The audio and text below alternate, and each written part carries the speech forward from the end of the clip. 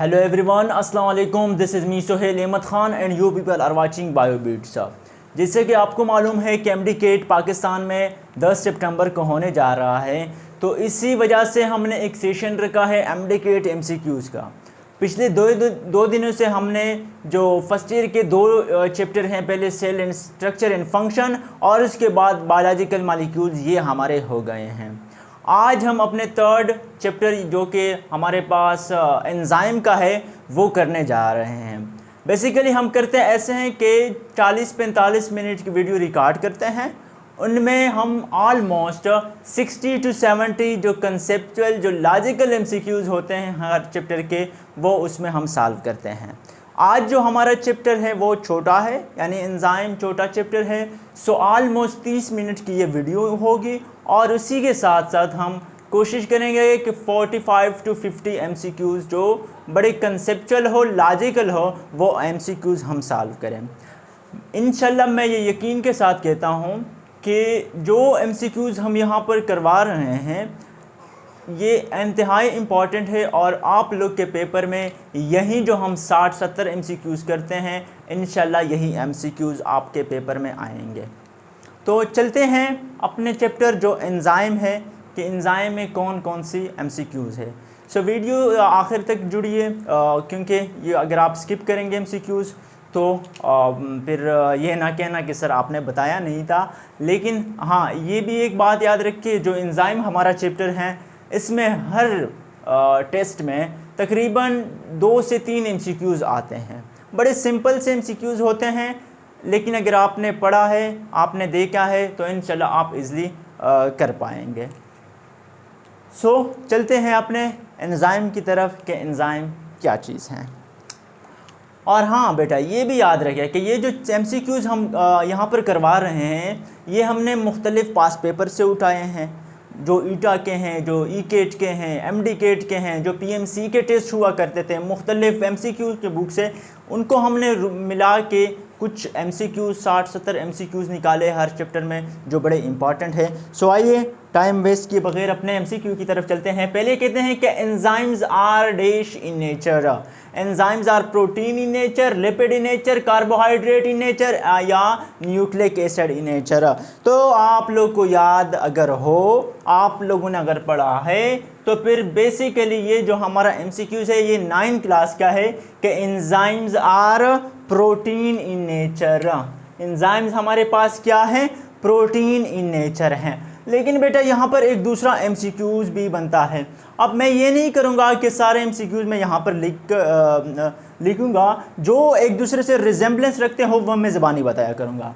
तो यहाँ पर एक दूसरा एमसीक्यूज़ बन रहा है, ये तो हमें पता चल गया कि enzymes are protein in nature. लेकिन जो हमारे पास शेप के लिहाज से प्रोटीन के 2 टाइप्स होते हैं, एक को हम कहते हैं फिब्रिस प्रोटीन्स और दूसरे को हम कहते हैं कि ग्लोब्यूलर प्रोटीन्स। अगर आप लोगों से अभी ये पूछे कि एंजाइम कौन सा प्रोटीन है, फिब्रिस प्रोटीन है या ग्लोब्यूलर प्रोटीन है, तो बेटा आपका आंसर क्या होगा कि enzyme is a globular protein. सही है, एंजाइम हमारे पास प्रोटीन है, लेकिन कौन सा प्रोटीन है? ग्लोब्यूलर प्रोटीन है। और इस तरह ग्लोब्यूलर के और एग्जांपल जो हैं, ग्लोब्यूलर प्रोटीन के जो और एग्जांपल हमारे पास है, एंटीबॉडीज़ हैं, जो यॉक एग का यॉक है, और उसी के साथ साथ एंटीबॉडीज़ हैं, एंजाइम्स, ये सारे क्या है? Globular protein. और अगर फिब्रिस प्रोटीन का पूछे तो फिब्रिस में हमारे पास क्या आता है? केराटिन आता है, एक्टिन आता है, मायोसिन आता है, ट्रायोमाइसिन आता है, ट्रोपोमायोसिन। सो ये हमारे पास क्या है? ये फिब्रिस प्रोटीन्स हैं और एंजाइम हमारे पास ग्लोब्यूलर प्रोटीन है। फिर चलते हैं आगे, कहते हैं कि enzyme speed up the chemical reaction by reducing. Enzyme क्या करते हैं? हमें ये पता है कि एंजाइम स्पीड अप करते हैं केमिकल रिएक्शन को, यानी तेज करते हैं केमिकल रिएक्शन को बाय रिड्यूसिंग। लेकिन उसी के साथ साथ वो कुछ रिड्यूस भी करते हैं। हमारे पास ऑप्शन है chemical energy, B activation energy, C substrate energy, D हमारे पास नन। तो बेटा ये याद भी रखे कि जो एंजाइम है वो तो स्पीड अप करता है केमिकल रिएक्शन को, but reducing the activation energy, साथ साथ में एक्टिवेशन एनर्जी जो होती है वो कम हो रही होती है और एंजाइम की जो केमिकल रिएक्शन है उसको क्या करते हैं? स्पीड अप करते हैं। फिर कहते हैं कि enzyme were discovered for the first time in, enzyme जो डिस्कवर किए थे पहले किस चीज़ में डिस्कवर किए थे? ऑप्शन है यीस्ट, बी हमारे पास मेज, सी बैक्टीरिया, डी है एलजी। अब एलजी बैक्टीरिया भी जानते हैं, एलजी भी जानते हैं, मेज जो मकई है, और ऑप्शन जो हमारे पास हैं वो ए ऑप्शन है, enzyme were firstly discovered in yeast. फिर कहते हैं कि a single enzyme molecule contain how many amino acids, हमें ये पता है। अच्छा एमसीक्यूज है दूसरा कि प्रोटीन, तो हमें कहते हैं कि प्रोटीन किस से बने होते हैं? अमाइनो एसिड हैं, यानी बिल्डिंग मटेरियल ब्लॉक है क्या चीज़? अमाइनो एसिड प्रोटीन के।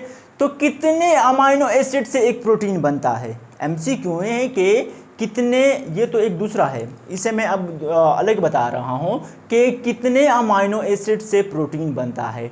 ऑप्शन हो गए 20, 25, 30, 40, कितने? तो बेटा ये याद रखे कि जो हमारे पास प्रोटीन है 20 different types of amino acids आपस में मिलते हैं, उनसे हमारे पास प्रोटीन मॉलिक्यूल बनता है। लेकिन यहाँ पर कहते हैं कि a single enzyme molecules contain how many amino acids, कि जो हमारे पास एक सिंगल एंजाइम होता है वो कितने अमाइनो एसिड पे कंटेन्स करता है? ऑप्शन है 100 to 1000, बी है हमारे पास 200 to 2000, सी हमारे पास 500 to 5000, डी हमारे पास नन है। तो जैसे प्रोटीन के होते हैं 20 अमाइनो एसिड से मॉलिक्यूल बना होता है, एंजाइम का जो वो होता है सिंगल एंजाइम, उसमें 100 to 1000 अमाइनो एसिड्स होते हैं।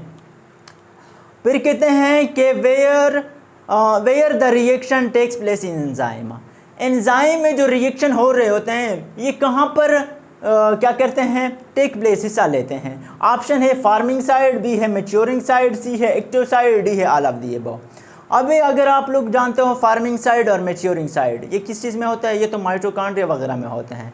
तो हमारे पास ऑप्शन बचता है एक्टिव साइड, तो डेफिनेटली आपका ऑप्शन होगा एक्टिव साइड, और आपने इसी को क्लिक करना है। ऑल ऑफ दी अबव तो हो नहीं सकता। तो बेटा एक बात याद रखें, बायोलॉजी का मैं बार बार बता रहा हूँ कि अभी दिन कम रह गए हैं, 11-12 दिन रह गए हैं। सो आप लोग जितना रीडिंग कर सकते हो उतना रीडिंग करें, और जितने एमसीक्यूज सिर्फ उनको देखो, उनको रीड करें, तो आप लोग को यकीन माने आप लोग को पेपर में कोई मुश्किल नहीं आएगी, क्योंकि बायो इंतहाई सिंपल होती है। अगर आपने बुक पढ़ा है तो बायो आपको आती है। बाकी फिजिक्स और केमिस्ट्री में तो आप न्यूमेरिकल्स वगैरह करते हैं, लेकिन बायो में मैं रिक्वेस्ट कर रहा हूँ बार बार कि आप लोग जितना ज़्यादा रीडिंग कर सकते हो रीडिंग करें, इंशाल्लाह आपको सारा आएगा। और हाँ, ये भी बात याद रखें कि जो लास्ट 1-2 दिन होंगे वो सिर्फ बायो को दे दें। फिज़िक्स व केमिस्ट्री तो हो जाती है आपको लोग की, और होनी भी चाहिए, लेकिन जो आखिरी 1-2 दिन है वो सिर्फ बायो पे रिवाइज़ करें। अभी तो चैप्टर भी कम हो गए हैं, तकरीबन 13-14 चैप्टर हैं। सो कहने का मकसद ये है कि जितना ज़्यादा रीड कर सकते हो बायो को इतना रीड करें। तो हमारे पास जो एक्टिव साइट है ये कौन सा वो होता है? एंजाइम में, कि यहाँ पर रिएक्शन हो रहे होते हैं। फिर कहते हैं कि हु डिस्कवर लॉक एंड की हाइपोथेसिस, जो मशहूर मॉडल है हमारे पास, एक होता है लॉक एंड की हाइपोथेसिस मॉडल है, और दूसरा है इंड्यूस्ड फिट हाइपोथेसिस। तो हमारे पास कहते हैं कि लॉक एंड की हाइपोथेसिस को किसने डिस्कवर किया? ऑप्शन है फिशर, ए, बी है कोशल, सी हमारे पास विटाकर, डी है हमारे पास रॉबर्ट ब्रून। तो बेटा हर एक को भी याद रखे, यहाँ पर ये 4 एमसीक्यूज है। ये आप लोग ऐसा ना समझे कि एक एमसीक्यूज है। अब मैं बताता हूँ 4 एमसीक्यूज कैसे हैं। पहले तो मैं इसका आंसर बता देता हूँ कि डिस्कवर किसने किया था की एंड लॉक एंड की हाइपोथेसिस? हमारे पास फिशर ने डिस्कवर किया था। फिशर ने डिस्कवर किया था। कितने में किया था ये भी पूछ सकते हैं आप लोग इसे, एक एमसीक्यूज हो गया। 1890 में ये डिस्कवर किया था। अच्छा, अब दूसरा कोशल साहब ने क्या किया था? ये एमसीक्यूज है। अगर आप लोगों से पूछे कि जो इंड्यूस्ड फिट हाइपोथेसिस है वो किसने डिस्कवर किया था? वो कोशल ने किया था। सही है, ये आपका दूसरा एमसीक्यूज हो गया। इसी में तीसरा एमसीक्यूज है कि जो कोशल ने इंड्यूस्ड फिट हाइपोथेसिस बनाई थी वो कब बनाई थी? तो बेटा याद रखिए वो 1958 में बनाई थी, 1958। तो ये आपका तीसरा एमसीक्यूज हो गया। ये एक एमसीक्यूज नहीं है। चौथे की तरफ बढ़ते हैं। कहते कि अगर पूछे कि विटाकर साहब ने क्या की थी, तो विटाकर साहब ने बेटा जो 5 किंगडम सिस्टम है वो तैयार की थी।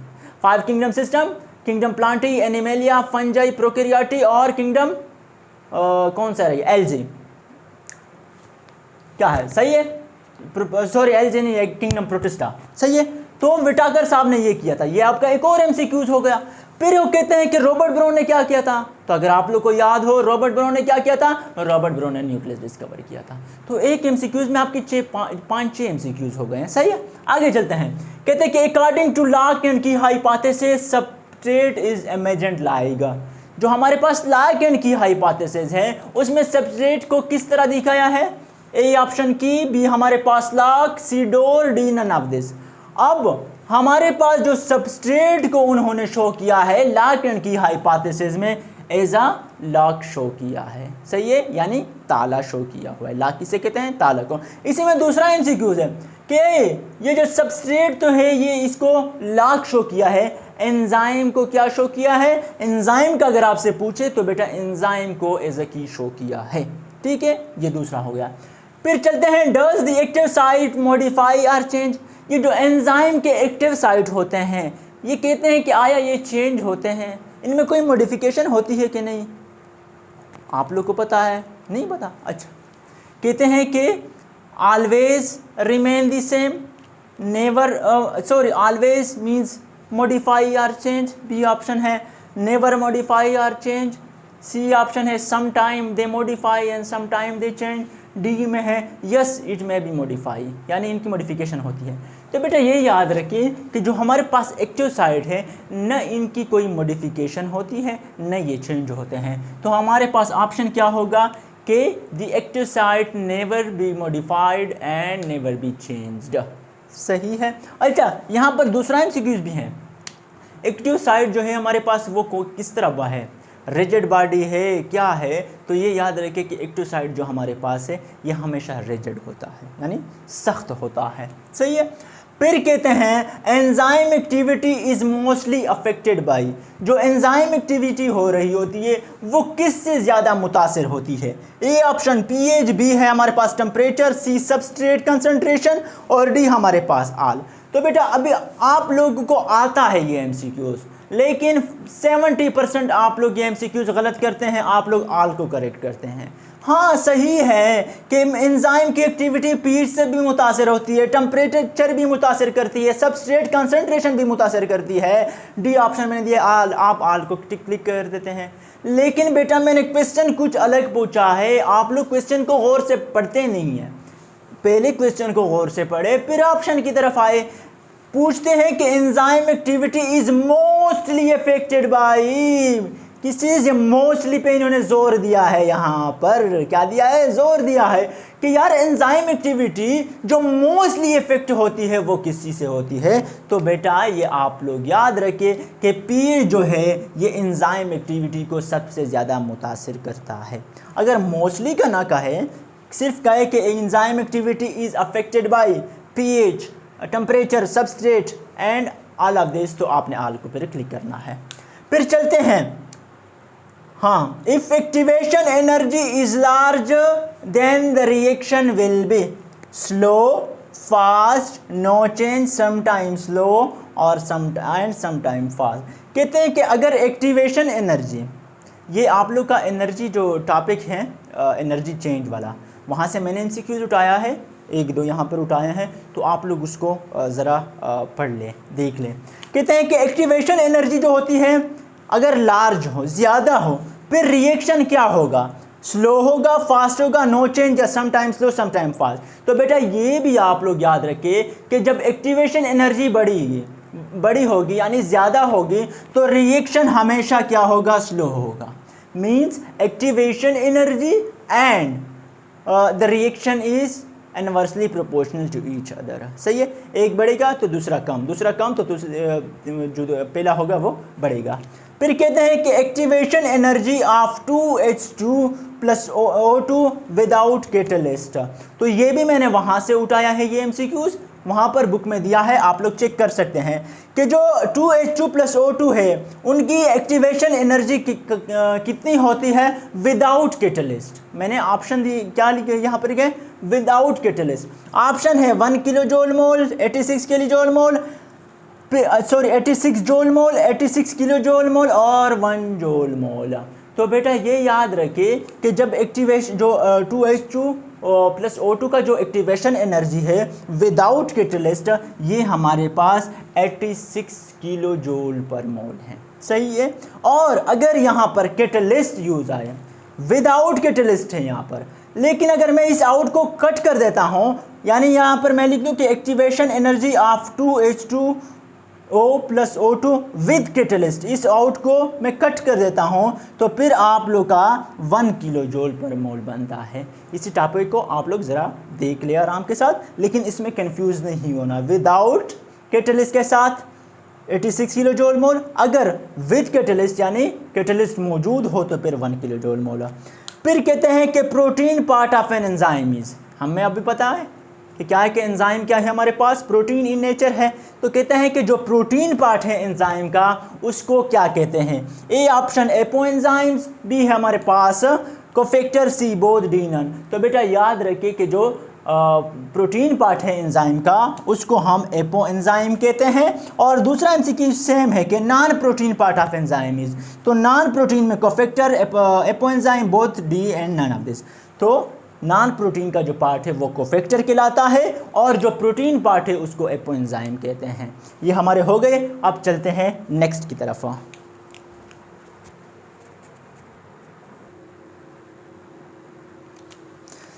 अच्छा जवानों, चलते हैं आगे। एमसीक्यूज हैं हमारे पास कि the disease beriberi is by the lack of, ये एंजाइम के चैप्टर में एक डिजीज़ दी है बेरी बेरी के, ये किस चीज़ से काज होती है। कहते हैं कि lack of vitamin, A option, B है lack of minerals, B, C हमारे पास बोथ, डी हमारे पास जस्ट ए ऑप्शन। तो ये याद रखिए बेटा कि जस्ट ए ऑप्शन है हमारे पास, क्योंकि ये बेरी बेरी क्या होती है, ये लेक ऑफ किस चीज़ से होती है, विटामिन से होती है। जो विटामिन बी होती है, अगर मैं गलत ना हूँ तो जो विटामिन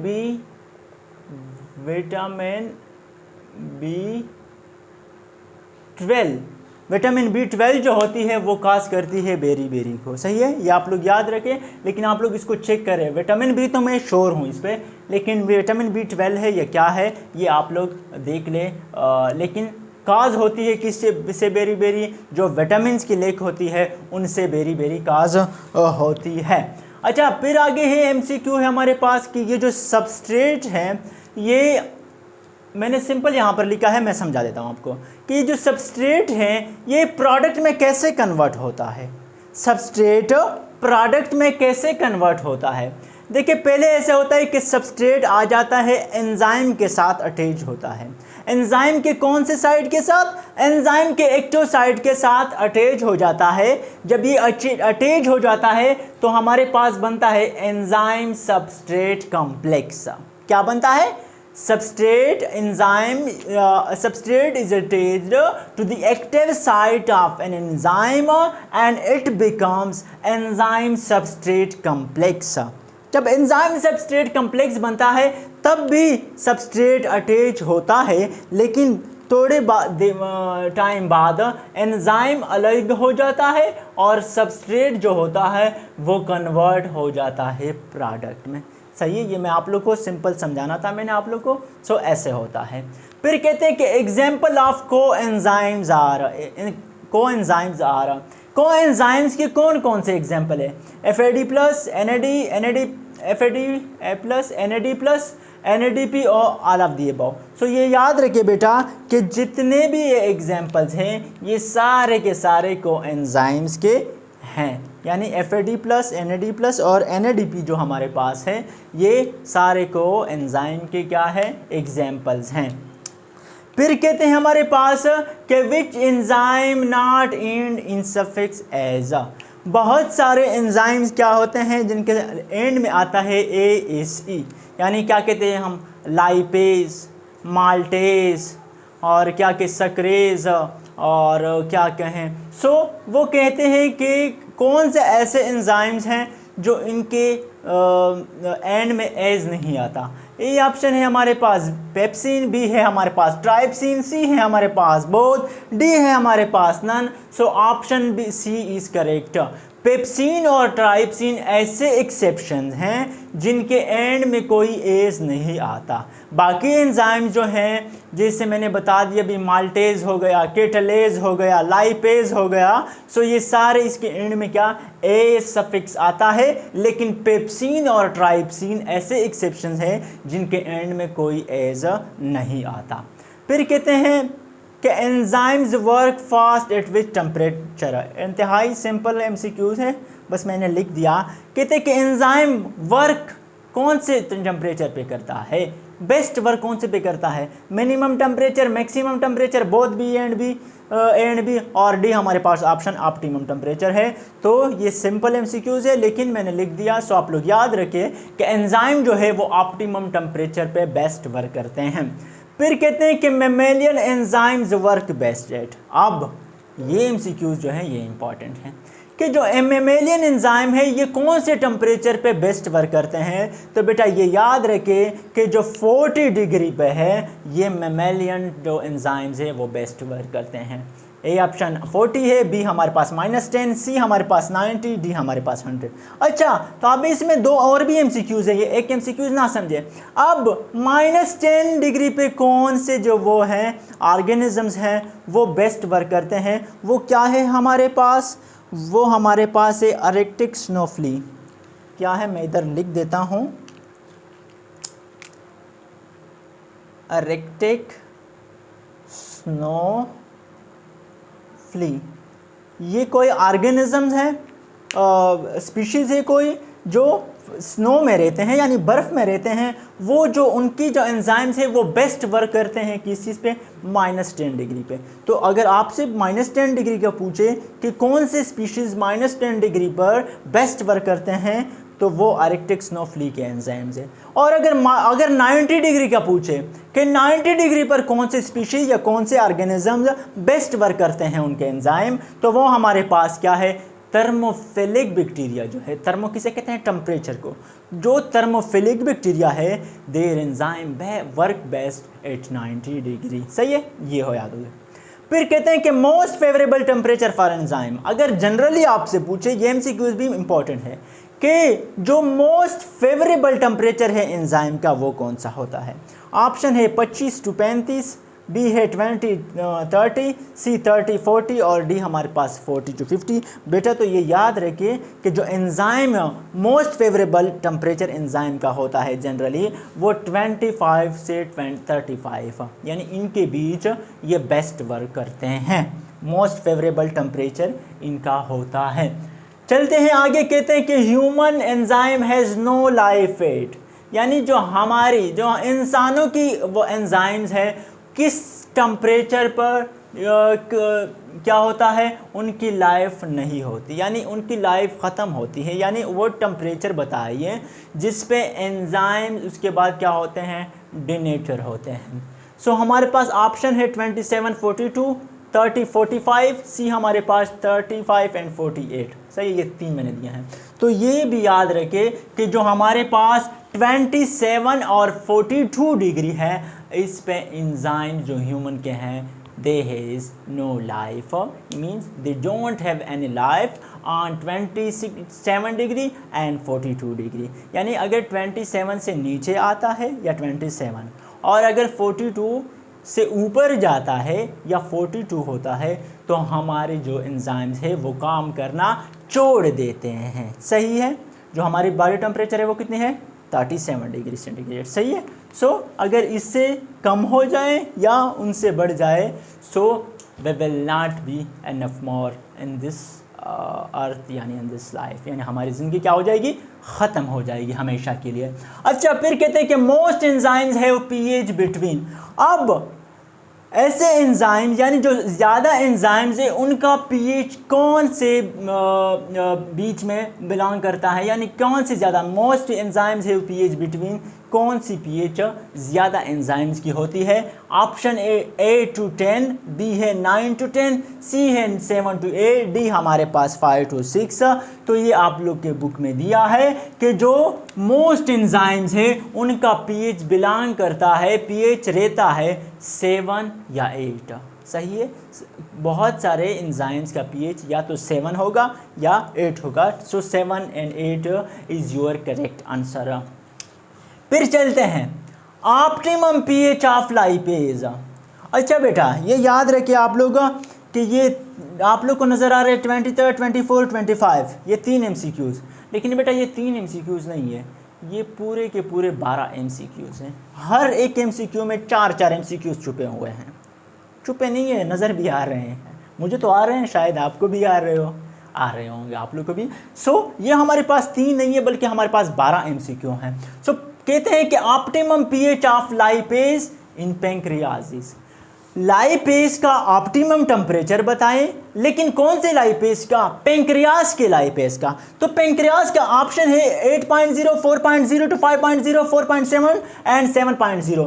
तो जो हमारे पास पैंक्रियास के लाइपेज का ऑप्टिमम पीएच है वो हमारे पास 8.0 है। अब ये सारे रटने वाली चीज़ें आप लोगों ने याद रखनी है, इसमें कोई ऐसे लॉजिक कोई कंसेप्ट नहीं है, ये आप लोगों ने रट लेनी है यानी याद रखनी है। अच्छा ये ऑप्टिमम पीएच ऑफ लाइपेज हो गई पैंक्रियाज में, लेकिन अगर अभी आपसे पूछे कि ऑप्टिमम पीएच ऑफ लाइपेज लेकिन स्टमक में, पैंक्रियाज की जगह अगर स्टमक आ जाए तो फिर आपका ये ऑप्शन सही होगा 4.0 to 5.0, याद रखें।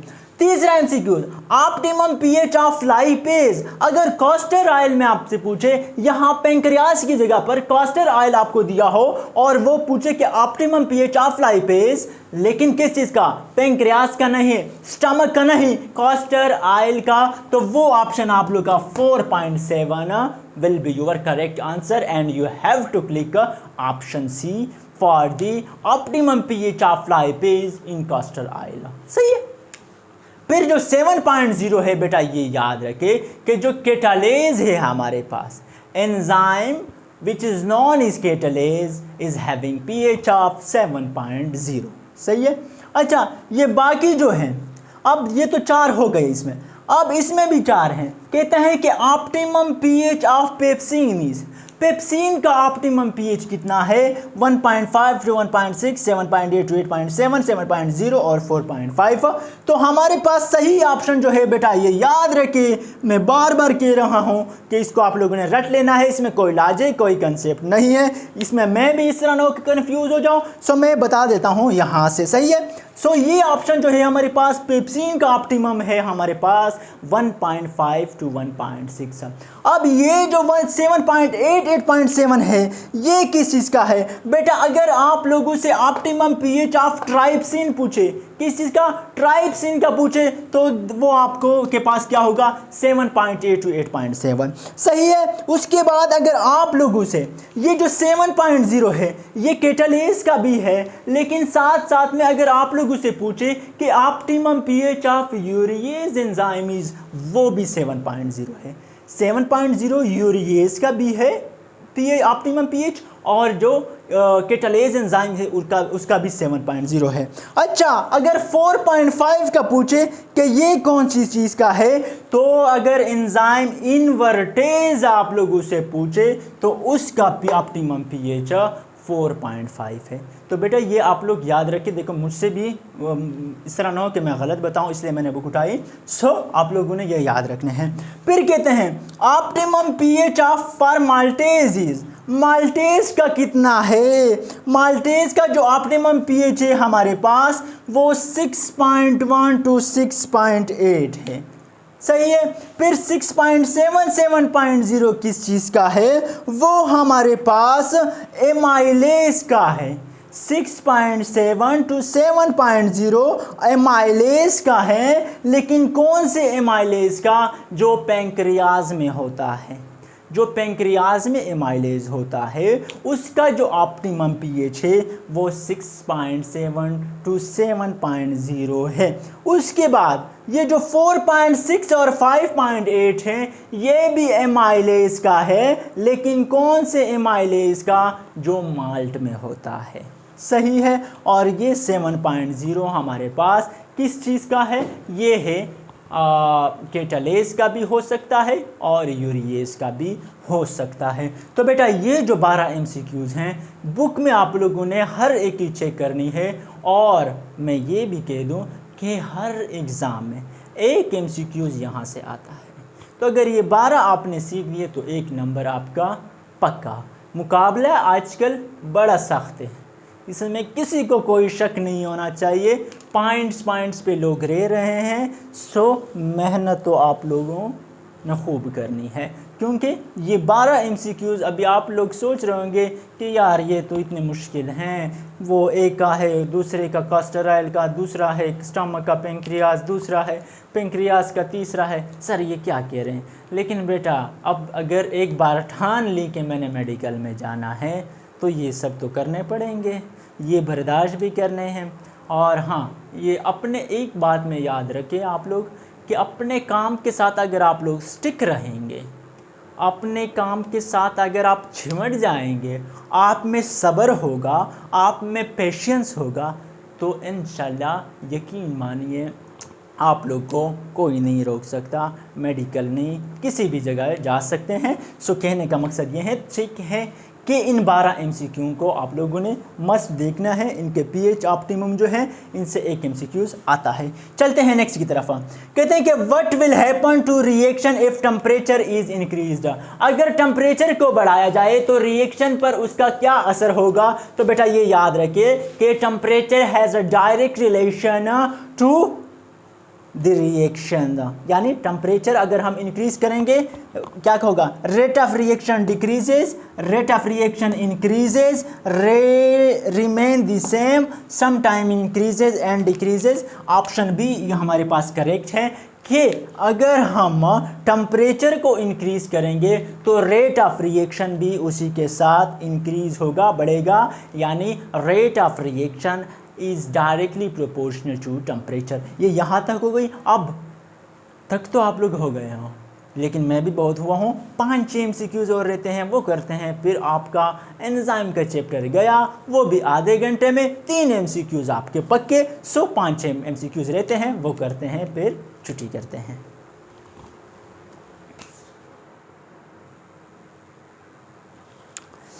अच्छा बेटा, 4 ये लास्ट हमारे MCQs हैं जो बड़े इंपॉर्टेंट है। और ये जो वो हैं कि आइसोमरेजेस क्या है, लाइजेस क्या है, हाइड्रोलेजेस क्या है, ये क्या है, क्या चीज़ है, लाइगेजेस क्या है, ये आप लोगों ने थोड़ी क्या करनी है, थोड़ी आप लोगों ने ख़ुद भी काम करना है और थोड़ा मैं आप लोगों को करवाऊंगा। जो बुक है उसमें देखने हैं कि वो क्या चीज़ हैं, ये आप लोगों के मैं ज़िम्मे लगा देता हूँ। ये आप लोग का होमवर्क है, सही है। ये मैं इसलिए नहीं करवा रहा हूँ क्योंकि आप लोगों ने भी तो कुछ करना है, आप लोगों ने बुक वगैरह देखना है। सो ये आप लोग को होमवर्क है कि लाइजेस, हाइड्रोलेजेस, लाइगेजेस और आइसोमरेजेस को थोड़ा रीड दे दे। बाकी MCQs तो मैंने कर दिए इंशाल्लाह, इसमें कोई वो नहीं होगी, लेकिन फिर भी रीड दे दे, आप लोग को फ़ायदा होगा। कहते हैं कि cleavage of bond is accomplished by, ये जो बॉन्ड होते हैं क्लीवेज में, वो एकम्प्लिश्ड होते हैं किस चीज़ से? By addition of water, by addition of alcohol, removal of water या रिमूवल ऑफ अल्कोहल।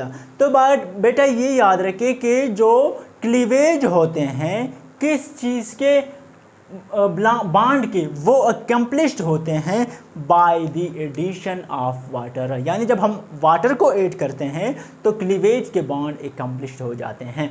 फिर कहते हैं कि isomerase is a group of enzyme.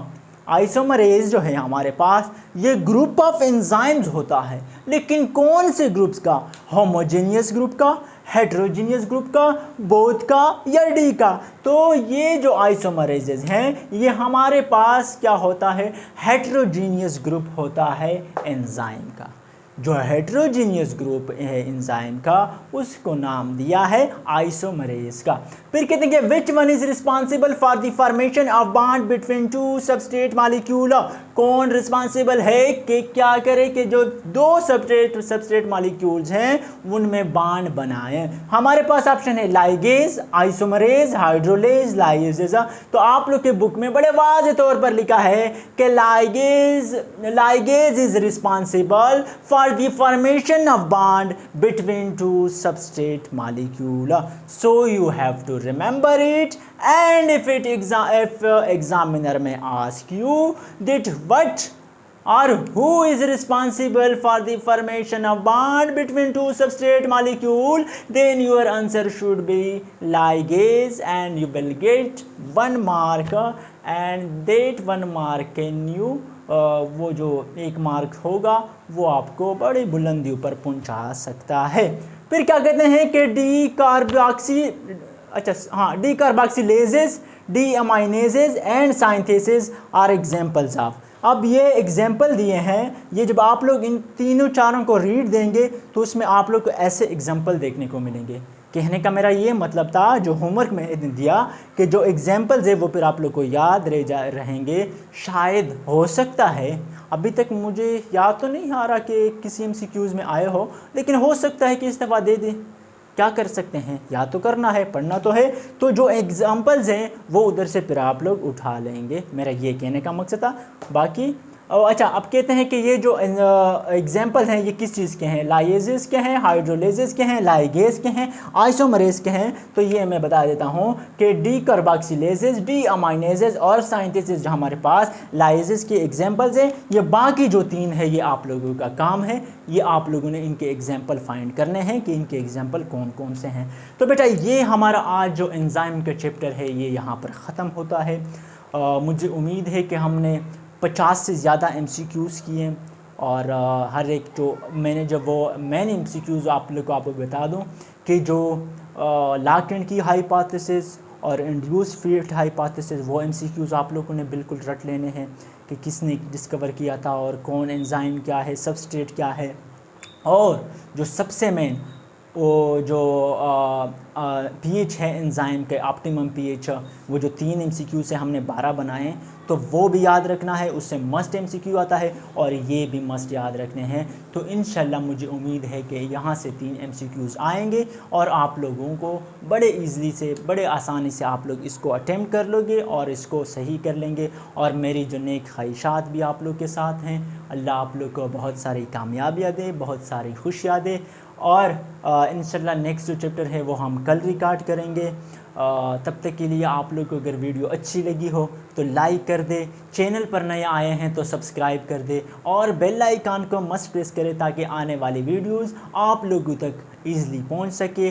तब तक के लिए आप लोग खुश रहिए, हंसते रहिए, मुस्कुराते रहिए और मुझे अपनी दुआओं में याद करते रहिए। अल्लाह हाफ़िज़।